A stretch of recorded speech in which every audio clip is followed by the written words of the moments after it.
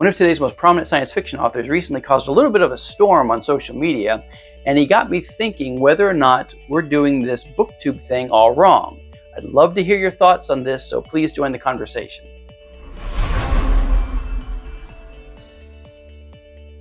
Hey everybody, it's Eric. Thanks for joining us here at D3 Reads. If you're a subscriber, I really appreciate you coming by. If you are new to the channel, if you just stumbled across us, we talk everything science fiction, fantasy, horror, and any other interesting books that come our way. So please, if you haven't already, subscribe to this channel. It helps us grow. Really appreciate it. We're coming up close on 650 subscribers so far, so we appreciate every single one of you. Today, we're going to be talking about a couple things. First of all, I want to give you an update on the summer TBR, what I'm reading now, and what we're going to be transitioning to after this current cache of books, because spooky season is beginning to stir in its autumn crypt, and we're going to be moving to more horror. But after that, after we talk about these specific books, I want to talk about a thought-provoking post that was recently made by science fiction author John Scalzi. Now, whether you love him, you hate him, or you're somewhere in between, he kind of stirred the pot on social media recently with a couple of weeks ago, which got me thinking about my channel here, D3 Reads, and specifically, and BookTube in general as a whole. So if you prefer the book-specific section, just check the description. There's a link there for the chapters. But please hang around for the broader conversation, because it makes me wonder if we're doing things right here. But first of all, let's talk about the books. I think I jinxed myself with my last post, couple of posts, because I think I was bragging about how much progress I was making on my summer TBR.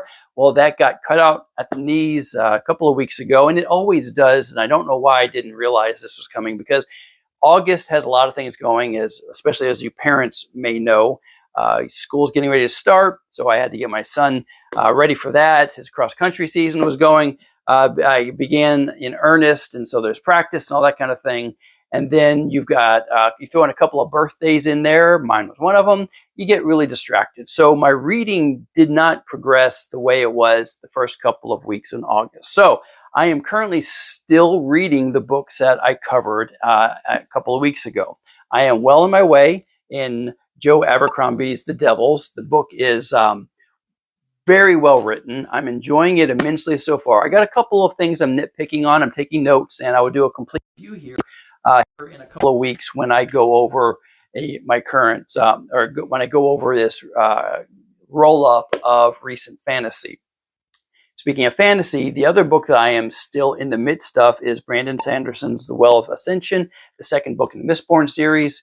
I am liking this book as well. I think it's a step up so far. I'm about a third of the way through compared to the way Mistborn is written, but I do have some criticisms of this as well. But these two books are where I'm spending most of my time trying to get through them before August wraps up, so I can go ahead and do that fantasy roll-up. The other book that I am also in the midst of is The Poppy War by R.F. Kuang.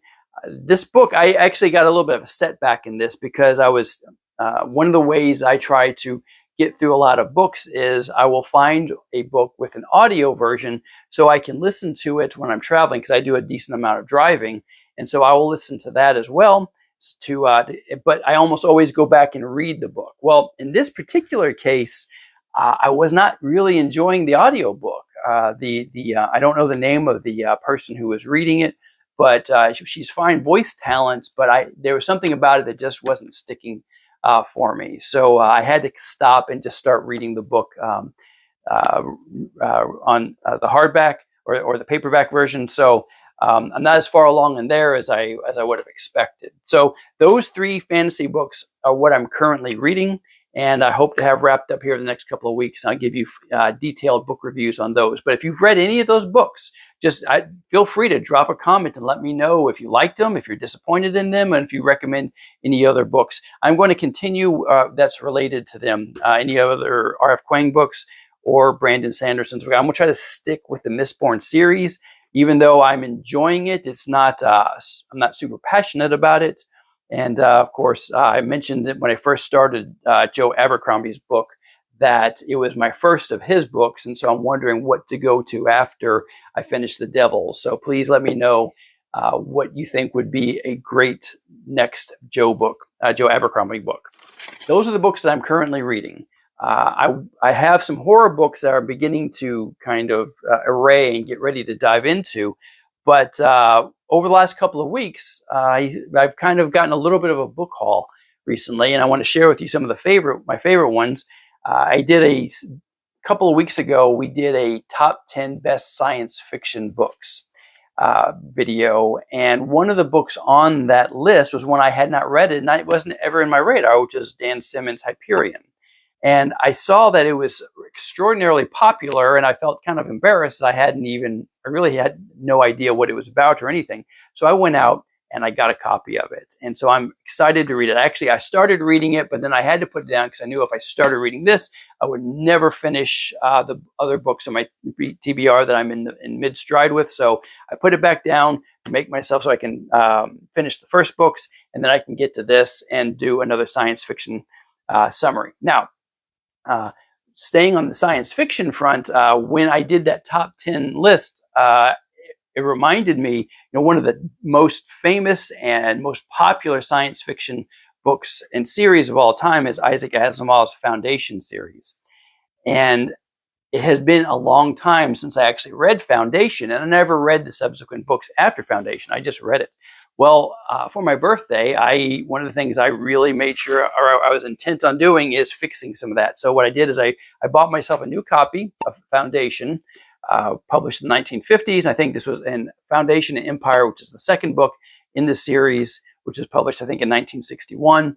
I'm excited to read these, but again, I have to kind of put them off until I get a chance to finish up the fantasy books that we're reading and then the horror books. So I probably won't get to these particular science fiction books until August or October, or maybe even early November.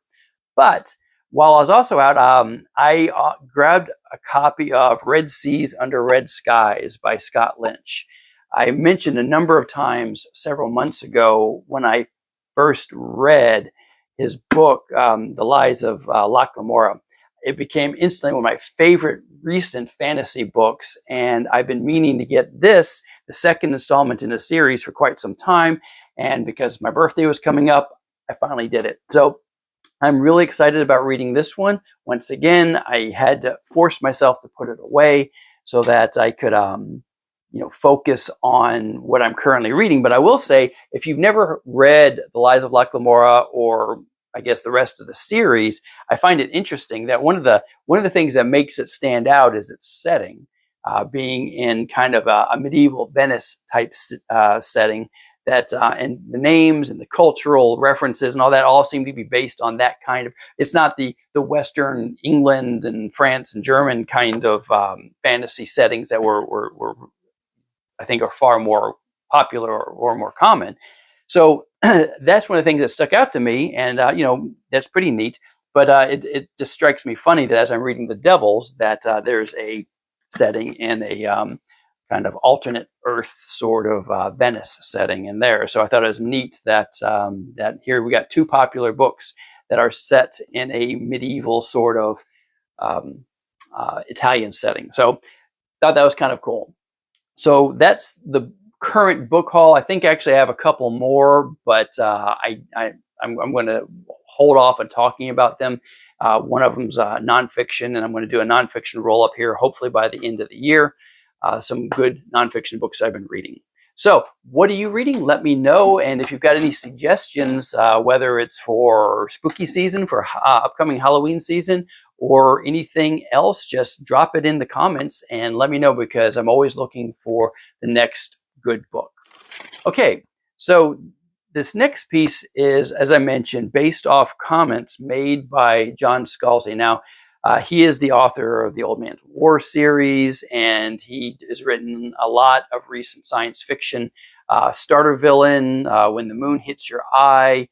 He's known for Red Shirts and a variety of other books. Whether you love him or you hate him, he's very, very prolific on social media. And I follow him, and I enjoy his work quite a bit, though I've been disappointed here and there. But that's fine. But he made a comment a couple of weeks ago referring to a Reddit post. And I'll try to find the original post if I can.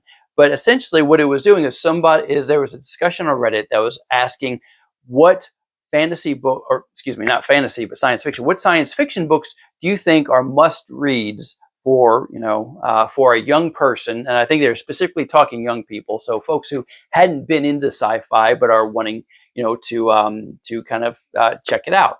And he was aggravated, I guess, because there seemed to be something of a gatekeeping mentality amongst some of the folks who are making recommendations, saying that, oh, you've got to read, and they would list all these science fiction classics from the early 20th century or even earlier, right? And his comment on this was kind of interesting. If you are recommending science fiction to a young person, and you are still going back to these classics. Now, I didn't read the Reddit posts, and I didn't read all the back and forth. So I'm assuming they're talking about things like, H.G. Wells and Jules Verne and maybe even Mary Shelley. Talking about the classics of science fiction. He said, if that's all you've got, these classics, which in his opinion were kind of getting, if not stale, not as relevant or as appealing to the generation, to his generation when he was getting into science fiction. He said, you ought to sit this one out. And he was pretty blunt about it. And I guess this is a conversation that comes up. He calls it the canon, Sci Fi Canon. And it really ticks him off. I'll put the link to his recent post in the description here, because what happened was, after he posted this comment on Blue Sky, it kind of blew up, and people were, I don't know if they're arguing, or probably arguing. That's what you do, right, on social media. But there's a back and forth about whether or not there is such thing as a canon, and whether or not these best of lists. And this is, I'm looking at it through my lens, so this isn't exactly what was said, but essentially what they're saying is, if you're saying that to get into science fiction you should read this, and this, otherwise you're not really a sci-fi fan, then you're more of a gatekeeper than you are a helpful, reviewer or book lover. And so that got me thinking, because obviously on this channel, I've done quite a few of those types of lists. One of the very first books or videos I put out there was the best classic science fiction authors and fantasy authors and that kind of thing. And then just recently, I already referred to it once, I did a top 10 sci-fi books. Now, my approach has always been to either one, heavily caveated with, this is, my opinion, but I try to also use some kind of data or structure. And I often revert back to what the folks at Goodreads say. There's votes and all that kind of thing. People vote on it, and the higher votes get higher up there. So you think, okay, there's a little at least validity that a bunch of people think this is book 1, book 2, book 3, and that kind of thing. But what are we really saying? When I repeated that I thought Dune was the best science fiction book out there, does that really help a young person, meaning someone, in this case, it doesn't have to be necessarily a young person as in age, but someone who is not familiar with science fiction? Would I necessarily recommend Dune to be the first book that they ever read? An example is my son, who is 15 years old. And he actually, he reads, but the stuff he primarily reads is history, nonfiction stuff. And I see that creative spark kind of bouncing around in his head. And I know one day he's going to probably read fantasy and sci-fi. And it makes me wonder, if he came to me tomorrow and said, what's a good book for me to read that's science fiction? Would I say Time Machine, or would I say The War of the Worlds, or Journey to the Center of the Earth, or one of those classics, or would I say Dune? And the answer is probably not. So I think Scalzi hits on something really important here, that when you're recommending a book for someone who's new to a genre, you gotta, first of all, I don't want to speak for him, but I think what he's saying is that you kind of want to read what it is they're really looking for. There's all kinds of different science fiction, right? You got like space opera, you got military sci-fi, which I'm a big fan of, and where I've made many recommendations of different types of books to read, some older, some more recent. You have just mind-bending kind of futurism. You got cyberpunk, you got all these types of science fiction. What is it that you would recommend to somebody coming in to the genre? And kind of maybe tailor the why depending on the person asking the question. So that makes me think that maybe going forward, I'm a little bit more clear in my best of type lists. Obviously, it's all subjective, and I don't think I've ever presented, or most folks have presented. If you do a search on YouTube, best science fiction books or best fantasy books, you'll see lots of best top 10 books here, my favorite books there. And I'd be willing to bet most of them are not so forward as to say, if you don't read this, you're not really a fan, or you don't really know what you're talking about. But I think it'd be important that going forward that we make it clear that this is for the type of reader who is looking to get something fun out of this, or someone who is wanting to read something thought-provoking or challenge your belief systems, or whatever it is that you're really, really looking for, the itch that the science fiction book is trying to scratch. So one of the things that Scalzi mentioned, I thought this was really interesting. He challenged folks who want to recommend, a classic from decades gone by. Have you read the book that you're recommending recently, like within the last 10 years or so? And I think that's a fair ask, because the point that he's making is that, especially if you're, Gen X, like I am, if you read a book in the 1980s and haven't read it since, you may have very well not realized just how poorly a book has aged over the years. And so when you recommend it to someone, especially someone who is actually a younger person, and you don't realize that maybe some of the social norms that are accepted and promoted in that book are no longer something that would appeal to a younger generation, maybe you should be aware of what it is that you're really recommending. And I really like what he said. I'm going to read this to you. Because he is talking about, and to be clear, he is talking about how some books have baked in racism or sexism or ageism or whatever that didn't stand out to you then, but if you read it now, you'd be like, oh my gosh. Now, I like what he says though. So if you got mad at that, listen to this, because I think this is very fair. He says, it's all right if you love something that hasn't aged well. Everything ages, and much of it is not especially gracefully. It doesn't mean it wasn't important to you and doesn't have value. It's okay to have that give you pause with regard to recommending it to someone of another younger generation. So I think that's a really nice caveats to keep in mind when you're recommending a book to someone. I was thinking about Dune, and I don't know, Dune may be circled back in relevance because a lot of it was, of course, based on exploitation of resources of other countries, but colonialism type aspect that seems to maybe have kind of come back up in relevance, I think, recently.